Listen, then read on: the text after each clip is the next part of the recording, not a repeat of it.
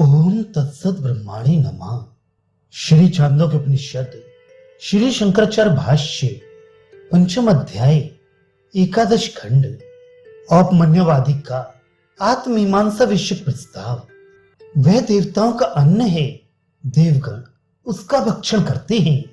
ऐसा कहकर दक्षिण मार्ग से जाने वालों के अन्न भाव का प्रतिपादन किया गया तथा क्षुद्र जंतु रूप संसार की कष्टमय गति भी बतलाई गई। उन दोनों दोषों को त्यागने की इच्छा से वैश्वानर संज्ञक भोक्तृत्व की प्राप्ति के लिए आगे का ग्रंथ आरंभ किया जाता है। जैसा कि तू अन्न भक्षण करता है, प्रिय को देखता है इत्यादि लिंगों से जाना जाता है। यहाँ जो आख्यायिका है वह सरलता से समझाने के लिए और विद्या प्रदान की उचित विधि प्रदर्शित करने के लिए है।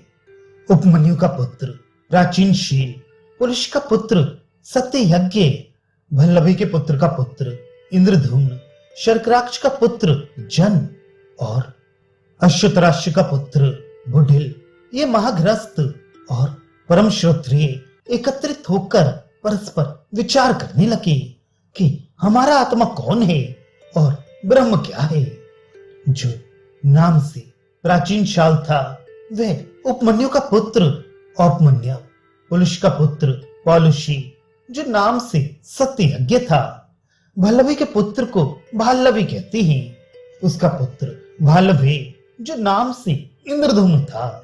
जन ऐसे नाम वाला शर्कराक्ष का पुत्र शार्कराक्ष तथा बुड़िल नामक अश्वतराक्ष का पुत्र अश्वतराक्ष, ये पांचों ही महाशाल, बड़े कुटुंबी अर्थात विस्तृत शालाओं से युक्त तथा महाश्रोत्रिय अर्थात श्रुत यानी शास्त्राध्ययन और सदाचार से संपन्न थे।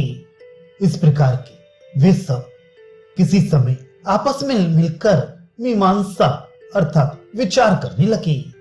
किस प्रकार विचार करने लगे कि हमारा आत्मा कौन है, ब्रह्म क्या है। यहाँ आत्मा और ब्रह्म शब्दों का परस्पर विशेषण विशेष भाव है।